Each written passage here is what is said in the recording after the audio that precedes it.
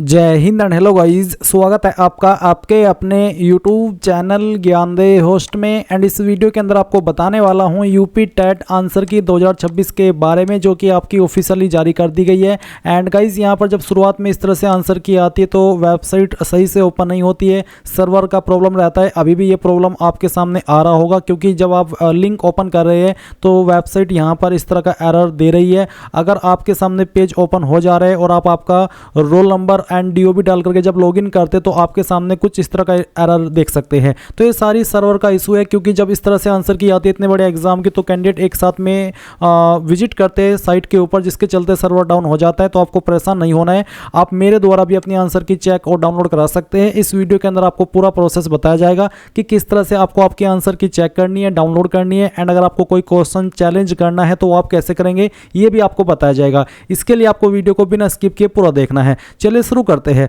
फटाफट से वीडियो को लाइक शेयर करके चैनल को सब्सक्राइब कर लेना है। और अगर आप आंसर की व्यू कर चुके हैं या फिर देख चुके हैं तो आपको बताना है कि इस आंसर की के अकॉर्डिंग आपके कितने आंसर सही आए हैं, यानी कि आपके कितने सवाल सही हुए हैं। और अब आप यहाँ पर जो लिंक मैंने वीडियो के डिस्क्रिप्शन में दिया है इसको ओपन कर लेंगे। ओपन करने के बाद आपके सामने इस फॉर्म की जानकारी आएगी। सभी जानकारी चेक करने के बाद आप यहाँ पर इंपोर्टेंट लिंक के सेक्शन में आएंगे और यूपी टेट आंसर की 2026 चेक डाउनलोड लिंक ओपन करेंगे। आपके सामने कुछ ऐसा इंटरफेस आ जाएगा अगर वेबसाइट ओपन हो गई। एंड अगर वेबसाइट पहली बार में ओपन न हो, दी सर्विस इज अनअवेलेबल इस तरह से करके एरर आए, तो गाइज आपको वेबसाइट को रिफ्रेश करते रहना है। तब तक रिफ्रेश करना है जब तक वो इस तरह से ओपन न हो जाए, जैसे कि आप वीडियो में देख पा रहे हैं। एंड देन आप यहां पर आपका रोल नंबर डालेंगे, जो कि आपको आपके एडमिट कार्ड के अंदर देखने को मिल जाएगा। फिर जो डेट ऑफ बर्थ है आपकी, वो आपको यहां पर इस फॉर्मेट में लिखनी है, जो कि यहां पर आपको दिखाया जा रहा है। जैसे कि मान लीजिए आपकी डेट ऑफ बर्थ है 21 जनवरी 1990, तो आपको लिखना होगा 21/01/1990। और इसी प्रकार से मान लीजिए आपकी डेट ऑफ बर्थ है 2 मई 2002, तो आपको लिखना होगा 02/05 और 2002, यानी कि कोई स्पेस, कोई हाइफन, कोई स्लैश लगाने की आवश्यकता नहीं है। इस फॉर्मेट में आपको लिख देना है। एंड इसके बाद जैसे आप लॉगिन करेंगे तो गाइज आपके सामने इस तरह का इंटरफेस आएगा। मैं यहाँ पर यूजर मैनुअल से ये चीज़ आपको एक्सप्लेन कर रहा हूँ। तो आपके सामने इस तरह से रोल नंबर होगा, आपका नाम आएगा, आपकी एग्जाम डेट आएगी, आपकी एग्जाम शिफ्ट आएगी, साथ ही यहाँ पर इंस्ट्रक्शंस दिए गए होंगे।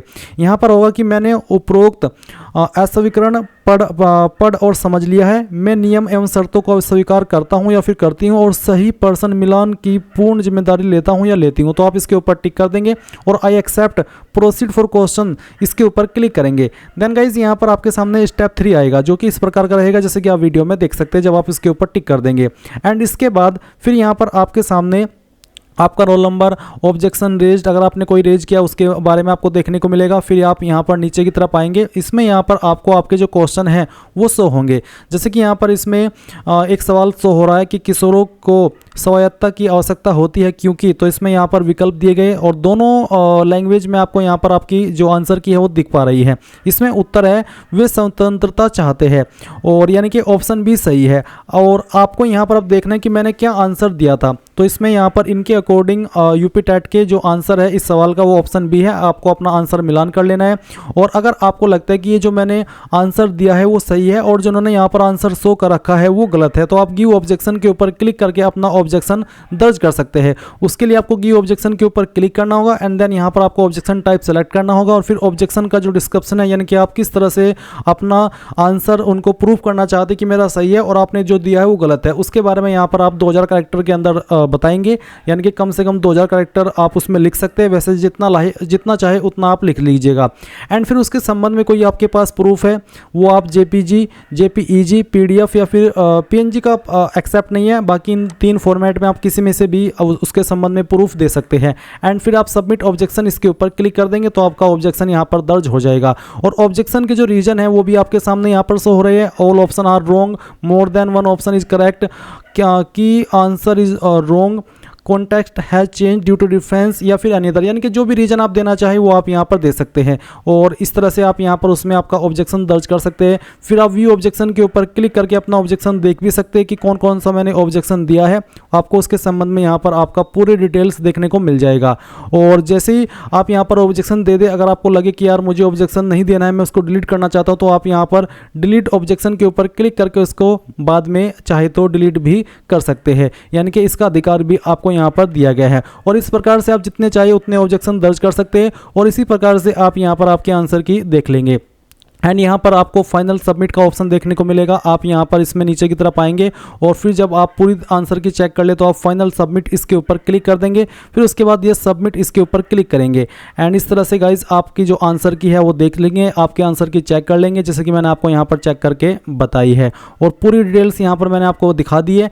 एंड अगर जैसे लिंक काम करेगा तो आपके सामने इसी प्रकार का इंटरफेस आएगा जैसे कि मैंने आपको यहाँ पर भी इस यूजर मैनुअल में दिया है, क्योंकि ये यूजर मैनुअल भी यूपी टेट की तरफ से जारी किया गया है ताकि कैंडिडेट समझ सके कि किस तरह से हमें अपना आंसर की चेक करना है।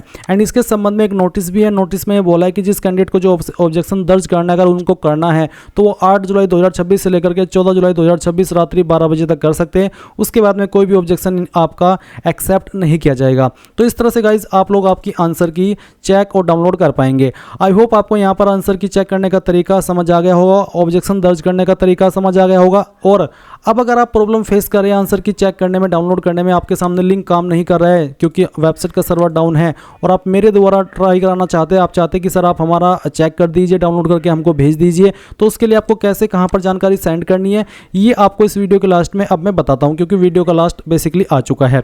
तो जो लिंक मैंने वीडियो के डिस्क्रिप्शन में दिया हुआ है आप ओपन कर लेंगे। इसके बाद में सबसे लास्ट में आएंगे नीचे की तरफ और कॉन्टैक्ट अस के ऊपर क्लिक करेंगे। देन यहाँ पर आपको आपका नाम देना है, आपका ईमेल आईडी, आपका फ़ोन नंबर जो कि व्हाट्सअप का हो, क्योंकि यहीं पर आपको आंसर की का पीडीएफ या फिर जो भी डिटेल्स है वो शेयर की जाएगी आपके व्हाट्सएप पर। मैसेज में आप यहाँ पर आपका रोल नंबर देंगे, आपका डेट ऑफ बर्थ देंगे और साथ ही आप लिखेंगे यूपी टेट आंसर की 2026। ये तीनों इन्फॉर्मेशन देना अनिवार्य, बिना इनके मैं भी कुछ नहीं कर पाऊंगा। और फिर आप सबमिट करेंगे, सबमिट करने के बाद जानकारी मेरे पास आएगी और जितने कैंडिडेट का हो पाएगा आंसर की चेक करके डाउनलोड करके उनके व्हाट्सएप पर सेंड किया जाएगा और कोई चार्ज भी नहीं लिया जाएगा। सो इस तरह से गाइज आप लोग मेरे द्वारा चेक करा सकते हैं। एंड अगेन मैं कहना चाहूँगा कि अगर आप ऑलरेडी अपने आंसर की चेक कर चुके हैं, डाउनलोड कर चुके हैं, तो आपको बताना कि आपके कितने आंसर सही आए हैं और कितने गलत आए हैं। सो बस यही थी जानकारी। सभी कैंडिडेट को ऑल द बेस्ट उनके आंसर की के लिए एंड थैंक्स फॉर वॉचिंग। जय हिंद।